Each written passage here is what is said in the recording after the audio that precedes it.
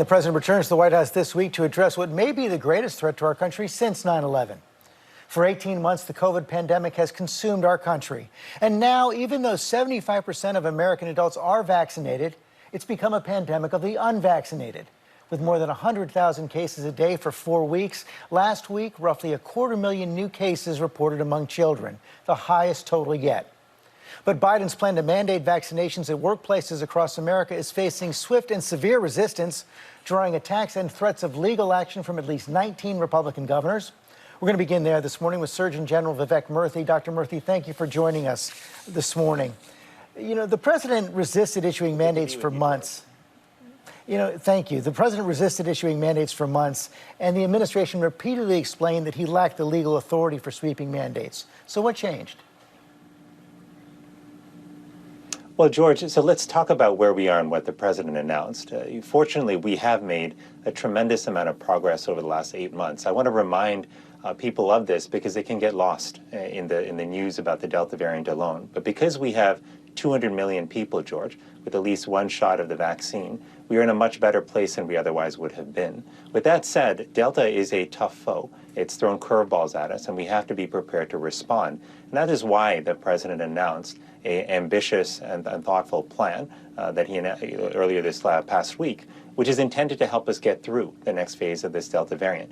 Now, to be clear, the requirements that he announced are not sweeping requirements for the entire nation. These are focused on areas where the federal government has legal authority to act. So 17 million healthcare workers who operate in institutions which work with Medicare and Medicaid will now be required to get vaccines.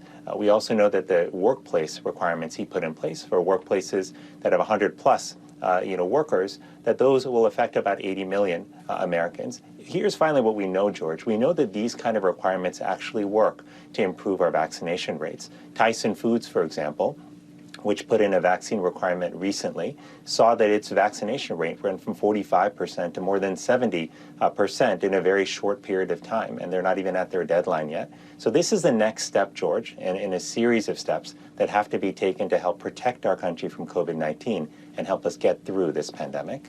You've seen the opposition. I mentioned those 19 Republican governors. Here's Governor Ron DeSantis of Florida.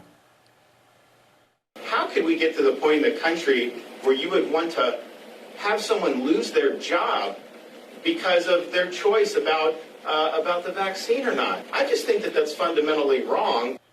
How do you respond to that? Well, George, first of all, we have to put this in context. There are requirements that we put in workplaces and in schools every day to make sure that workplaces and schools are safe. For example, George, when you and I went to grade school, we likely had requirements for vaccines that we had to fulfill in order to participate in the classroom. That was part of keeping the classroom safe. I have worked for years in hospitals, and we had requirements to get vaccinated so we can protect our patients from infection. These are steps that we take every day that OSHA, the Occupational Safety and Health Administration, oversees. So this is not an unusual phenomenon. What it is I think, an appropriate response for us to recognize that if we want our economy to be back, if we want our schools to stay in session, we've got to take steps to make sure workplaces and learning environments are safe. And these requirements will help do that.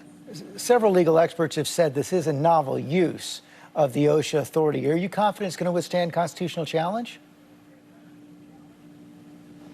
Well, certainly this wouldn't have been put forward if the president of the administration didn't believe that it was an appropriate legal measure to take. And I believe it is so based on the authority that Congress has actually given under the OSHA Act, which in fact provides, and not just provides, but tells the Department of Labor and the administration that they have a responsibility to ensure that the workplace is safe for workers. And that's what this measure does. If anything we've learned, George, over the last 18 months, it's that the COVID virus is a dangerous virus. It makes our workplaces and our schools far less safe than they should be. So this is an appropriate action, we believe.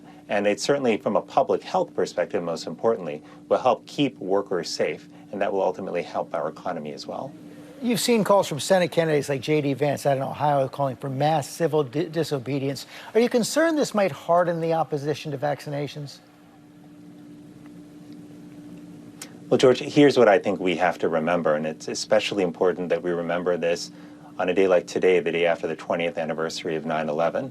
This has been a long, difficult pandemic. I know that it has generated a lot of anger, a lot of fatigue, a lot of impatience, among folks in the community over time, and that's absolutely understandable.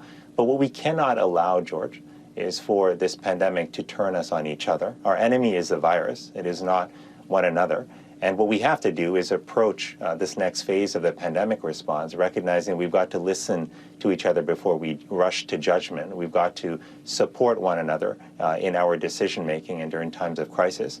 9/11, George, reminded us that we have the capacity to do that, as difficult as times may seem right now. After 9/11, George, I remember that day very clearly, and I remember people reaching out to strangers to support them. I remember people traveling across the country, George, to volunteer in New York City. That is the spirit of America that I know and love. We still have the capacity for that kind of approach, and it's what we're called on to implement in a moment like this, when we have to get through this very difficult pandemic. The president seems to be getting it from all sides. There's also criticism from some who say he hasn't gone far enough, like Dr. Leanna Wen, who say that the president should have gone even further and imposed restrictions on interstate travel, saying a vaccination should be required for any kind of interstate travel. Some are suggesting that we should find a way to mandate vaccines for 12 to 17-year-olds. Your response? Well, George, I think if you look at the substance of what the president announced, there's a tremendous amount in there and a lot of very aggressive actions that will help us increase the number of people who are vaccinated, protect those who are sick, and ultimately get us through this pandemic. We will always be looking for more measures that we can take, George, and that's as it should be. That has been our commitment from the beginning. But I do think that the series of measures taken here present a strong step forward, and they will ultimately help protect our communities. And that is the singular goal here. It's to protect us from COVID-19. It's help us get through this, keep our kids in school, keep our economy going, and give us a peace of mind that so many people have desperately wanted since this pandemic began. Finally, how do you see the trajectory of the pandemic over the next several months? Well, George, it's interesting that you ask. The prediction game is a tough one, and there are many people who have been humbled over the last 18 months trying to make predictions. I do think that what happens over the coming months, George, really depends on what we collectively do as a society in the weeks ahead. Do we reach out to our family and friends and urge them to get vaccinated? Do we step up and use our masks in indoor public settings, recognizing that there's good scientific evidence that helps reduce the spread of the virus? Do we ensure that in our schools we are taking the layers of precaution that we know help keep our kids safer, from masks to regular testing to improve ventilation? If we take those steps, George, I think we can make a lot of progress in the months ahead, but it really does depend on us and what we do together. Dr. Murthy, thanks for your time and your information this morning. Thanks so much, George. Take care.